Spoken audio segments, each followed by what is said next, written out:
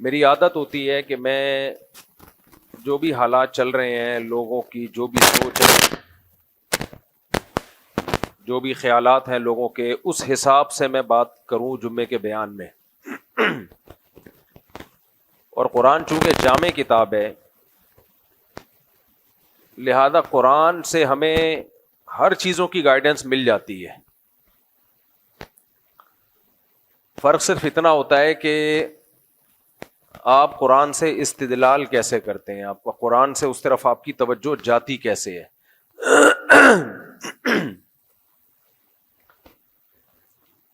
قرآن مجید میں اللہ تعالیٰ کا ارشاد ہے وَلَوْ رَدُّوهُ إِلَى الرَّسُولِ وَإِلَىٰ أُولِي الْأَمْرِ مِنْهُمْ لَعَلِمَهُ الَّذِينَ يَسْتَنبِطُونَهُ مِنْهُمْ. اللہ تعالیٰ نے اس امت کے ذہانت اور دماغ کے لحاظ سے اور معلومات کے لحاظ سے دو حصے کیے ہیں. یہ میری تقسیم نہیں ہے، حکومت کی تقسیم نہیں ہے، یہ کس کی تقسیم ہے؟ اللہ کی. مختلف لحاظ سے مختلف تقسیمیں ہوتی ہیں. اگر میں یوں کہوں کہ انسانوں کی دو قسمیں ہیں، تو آپ سوال پوچھیں گے کہ کس حساب سے دو قسمیں ہیں؟ بھائی جنس کے حساب سے دو قسمیں، مرد اور عورت. لیکن کیا ہر لحاظ سے دو قسمیں؟ نہیں بھائی، قوموں کے لحاظ سے تو لاکھوں قسمیں. زبانوں کے لحاظ سے کیا خیال ہے؟ لاکھوں قسمیں. رنگ کے لحاظ سے ہزاروں قسم، درجنوں قسمیں، ہزاروں نہ بھی ہوں. مذہب کے لحاظ سے سینکڑوں قسمیں، دنیا میں سینکڑوں مذاہب ہیں.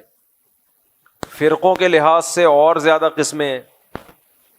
خود ایک الفلاحی، اب مسجد ہی میں آپ فرقوں کی قسمیں دیکھ لیں، بہت زیادہ ہیں. تو دولت کے لحاظ سے بڑی بڑی تین قسمیں، درمیانے طبقے، غریب طبقہ، متوسط طبقہ، پھر دولت مندوں کی آگے بڑی قسمیں. ہم جس کو دولت مند سمجھتے ہیں، کچھ دولت مند ان کو غریب سمجھتے ہیں کہ یہ تو کچھ بھی نہیں ہے. تو قسمیں ہی قسمیں ہیں انسانوں کی. میں جو بات کر رہا ہوں وہ ہے کھوپڑی کے لحاظ سے، دماغ کے لحاظ سے. نمبر دو، نالج کے لحاظ سے، علم کے لحاظ سے.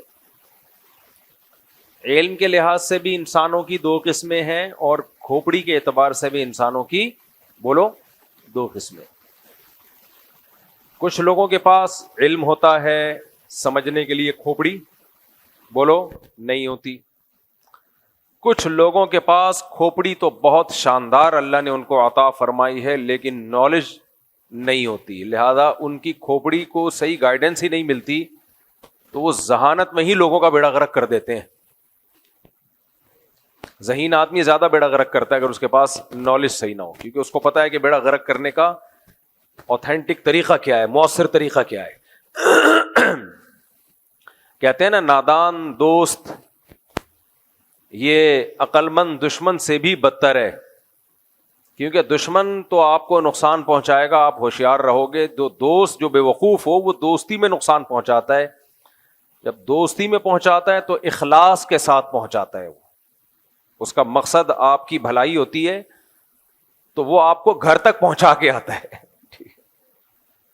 اس کی مثال ایسے ہے جیسے ایک ڈاکٹر کو علاج نہیں آتا اور اس کے پاس انجیکشن ہے. اس ڈاکٹر کے پاس نالج کی کمی ہے، اس کو نہیں پتا کہ یہ انجیکشن ان لوگوں کو نہیں لگایا جاتا جن کا لیور کمزور ہے. ایک مثال دے رہا ہوں، جن کا جگر کمزور ہے. اب آپ پیشنٹ بن کے اس کے پاس گئے، آپ کو پتا ہے کہ میرے جگر کی رپورٹ ٹھیک نہیں ہے، یہ انجیکشن ٹھیک ہے لیکن میرے لیے ٹھیک نہیں ہے. اب آپ نے ڈاکٹر صاحب سے کہا، ڈاکٹر صاحب یہ انجیکشن میرے لیے نہیں ہے. ڈاکٹر کو غصہ آ گیا اور اس نے کہا کہ میں تمہارا دوست ہوں، تمہارا خیر خواہ ہوں، میرے پاس نالج تم سے زیادہ ہے، یقیناً زیادہ ہے، لیکن اسپیسیفک اس انجیکشن کی بارے میں پوری ریسرچ نہیں کر سکا وہ. اب وہ انجیکشن اتنا زبردست ہے کہ اس میں بیماری کا یقینی علاج ہے. تو ڈاکٹر کیا کرے گا؟ آپ کی باتیں مانے گا نہیں، وہ آپ کو رسی سے باندھ کے انجیکشن ٹھوکے گا آپ کے، اور طبیعت سے آپ کو ٹھوک دے گا وہ. اس کے بعد آپ دوبارہ انجیکشن ٹھکوانے کے قابل نہیں رہیں گے. دشمن ہوتا کہتا جا مر بھائی، میرا تیرا کیا لینا دینا. دشمن تو یہ کام کرتا نا, دشمن ہوتا کہتا بھائی جا تو نے مرنا, وہ تو اس کا تو خیال ہے کہ بچے گا اس سے, کیونکہ وہ ڈاکٹر آپ کا دوست ہے, لیکن اس کی نالج کیا ہے, پوری نالج نہیں ہے اس کے پاس. تو ہمیں دو باتیں پتہ چلیں, انسان کی فضیلت, ایک دماغ اس کے پاس صحیح ہونا چاہیے, نمبر دو نالج اس کے پاس مستند ہونی چاہیے. یہ دونوں چیزیں جذباتی لوگوں کے پاس نہیں ہوتی, یہ ذہن میں رکھیں. یہ دونوں چیزیں کس کے پاس نہیں ہوتی؟ جذباتی لوگوں کے پاس, جو گلے پھاڑ پھاڑ کے ہاں ہو ہی ہو, کوئی بھی ٹاپک ان کو دیا جائے نا تو دلائل کم اور چیخو پکار کو زیادہ فوکس کرتے ہیں. نبی کریم صلی اللہ علیہ وسلم کے بارے میں اللہ تعالیٰ نے فرمایا, جو میں نے آیت پڑھی ہے, اِنَّكَ لَعَلَىٰ خُلُقٍ عَظِيمٍ, اے نبی آپ اخلاق کے سب سے اعلیٰ معیار پر ہیں. سب سے اعلیٰ اخلاق کس کے تھے؟ نبی صلی اللہ علیہ وسلم کے. میں جو بات کر رہا تھا نا, میں جو دیکھتا رہتا ہوں پبلک کدھر کو جا رہی ہے, پھر میں اسی ٹاپک پہ بات کرنے کی کوشش کرتا ہوں, قرآن کی آیتوں کو سے وہی مضمون نکالتا ہوں میں. ہمارے ہاں یہ باتیں میڈیا پہ بہت زیادہ اٹھائی جانے لگی ہیں, کچھ مذہبی لوگوں کا رویہ دیکھ کے, کہ جو مذہبی لوگ ہوتے ہیں وہ تہذیب یافتہ نہیں ہوتے. مذہبی لوگوں کے پاس تہذیب نہیں ہے, مہذب نہیں ہے, نالج نہیں ہے مذہبی لوگوں کے پاس, وغیرہ وغیرہ. دیکھو نالج کا مطلب اگر یہ ہے نا کہ میڈیکل سائنس کی نالج نہیں ہے, تو کیا سول انجینئر کے پاس میڈیکل سائنس کی نالج ہوتی ہے؟ اور اگر نالج کا مطلب یہ کہ اسے عمارتیں بنانا نہیں آتی, نقشے بنانے نہیں آتے, اسے نہیں پتا کہ کتنا ویٹ اٹھانے کے لیے کتنا سریا ڈالنا پڑے گا, بیس کتنی ہونی چاہیے, کھدائی کتنی ہونی چاہیے, تو اگر نالج کا مطلب یہ ہے تو پھر ڈاکٹر کے پاس, ڈاکٹر اس نالج میں زیرو ہوتا ہے, پھر تو سارے ہی جاہل ہیں. عالم صرف وہ ہے جو جس کو وہ علوم ہو جو آپ کے پاس ہیں, ایسا تو کوئی بھی دنیا میں نہیں ہے. تو علم کا مطلب کیا ہے خوب سمجھیں. علم میں اور فنون میں فرق ہے.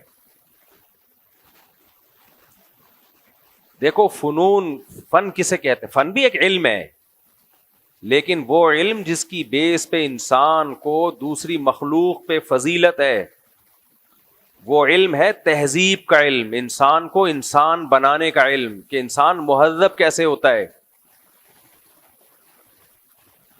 اللہ کرے میری یہ باتیں سمجھ میں آ جائیں, بہت ٹیکنیکل باتیں. اس وقت عملی خرابی کو ہم رونا کیا پیٹیں, نظریاتی طور پہ لوگ بگڑ رہے ہیں.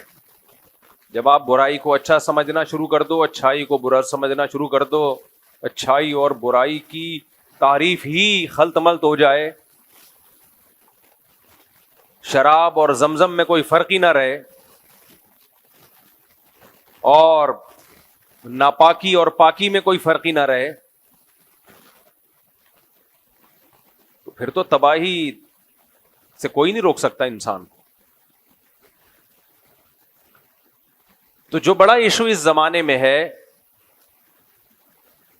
پہلی بات علم کسے کہتے ہیں؟ علم, نالج کوئی بھی ہو انسان کے لیے فائدہ مند ہے. فائدہ مند ہونا الگ بات ہے. دیکھو مجھے ایک بات بتاؤ, بھنگیوں کو گٹر صاف کرنا آتا ہے, مجھے اور آپ کو بولو نہیں آتا. کیا یہ بھی علم نہیں ہے؟ کیا انسانوں کے لیے فائدہ مند علم نہیں ہے یہ؟ بلکہ میں کہتا ہوں بھنگی اگر ہڑتال کر لیں نا, ڈاکٹر ہڑتال کر لیں, ہم میں بخار ہوگا, پیناڈول پہ گزارا چلا لیں, زیادہ سے زیادہ مر جائیں گے, عزت سے تو مریں گے نا کم از کم.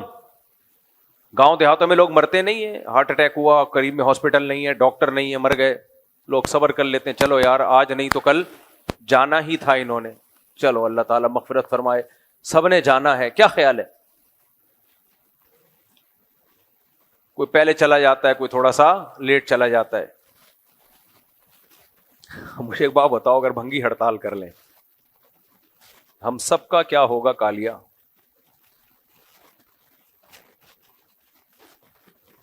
ان گٹروں کی اس پوزیشن میں اگر یورپ میں بھنگی ہڑتال کر لیں کوئی اتنا بڑا ایشو نہیں ہے. وہ سسٹم ایسا ہے کہ وہ گٹر بھرنے میں کم از کم 100 سال لگ جائیں گے ان کے. وہ اتنے بڑی بڑی لائنیں انہوں نے ڈالی ہوئی ہیں, بندوں سے زیادہ بڑی تو ان کی گٹر لائنیں ہوتی ہیں.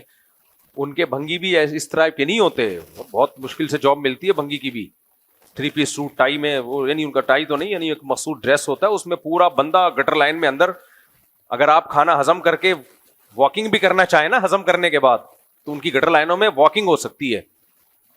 جار ہمیں تو ایسا لگے گا دیکھ کے شاید یہ لیاری ندی بہ رہی ہے اور اس کے ساتھ میں بندہ واک کرتا ہوا جا رہا ہے, جیسے ہماری لیاری ندی ہے نا, اس ٹائپ کی ان کی گٹر لائنیں ہوتی ہیں. میں بات کر رہا ہوں ہندوستان, پاکستان اور بنگلہ دیش کی, کہ یہاں اگر بھنگی لوگ ہڑتال کر لیں, اسٹرائک کر کے بیٹھ جائیں, اور تو ہمارا ہوگا کیا؟ بس میں اس پہ آگے جاتا نہیں ہوں کہ کیا ہوگا. مسجد میں اس کو ایکسپلین کیا نہیں جا سکتا. ہم سب مریں گے اور بدترین موت مریں گے, کوئی اچھے لفظوں سے یاد نہیں کرے گا ہمیں. فلاں گٹر میں ڈوب کے مر گیا, فلاں واش روم میں ڈوب کے, اس کے گھر میں پانی گٹر کا اتنا جمع ہو گیا تھا کہ تیرنے لگا. آپ مذاق نہ سمجھیں اس کو. ایک گٹر بند ہوتا ہے نا تو وہ پچھلے سارے گٹروں کا راستہ روک لیتا ہے. صرف 1 سے 1.5-2 مہینے کے بعد ایسا برا حال ہوگا کہ تصور سے روح کانپ اٹھتی ہے. بسوں والے ہڑتال کر لیں اتنا نقصان نہیں ہے, ڈاکٹر اسٹرائک ہو جائے اتنا بڑا نقصان نہیں ہے. بھنگی کی ہڑتال سے, اسٹرائک سے, اب ایسا نہ ہو میری یہ بات سن کر جتنے بھی بھنگی ہیں وہ کہ اچھا یار تنخواہ بڑھانے کا ایک بہترین آپشن آیا ہمارے پاس. میرے بھائی علم بھنگی کے پاس بھی ہے اور انسانیت کے لیے مفید علم ہے. ہمارے حضرت مفتی رشید احمد صاحب کے دور میں ایک طالب علم آ گیا مدرسے میں پڑھنے کے لیے, تو اس کے ماں باپ آ گئے کہ یہ آپ تو اس کو مولانا بنا رہے ہو. حضرت نے فرمایا دیکھیں یہ دین کا علم سیکھے گا اور حلال و حرام کا علم سیکھے گا, امت کی رہنمائی کرے گا. تو انہوں نے کہا نہیں یہ کوئی علم تھوڑی ہے, ہم وہ علم سکھانا چاہتے ہیں جس سے انسانیت کو فائدہ ہو. مثلا ڈاکٹر بنانا چاہتے ہیں, پائلٹ بنانا چاہتے ہیں. تو حضرت نے فرمایا دیکھیں اس سے بھی انسانیت کو فائدہ ہوگا. مجھے پوری کانورزیشن یاد نہیں ہے, اس کا اپنے الفاظ میں خلاصہ پیش کر رہا ہوں.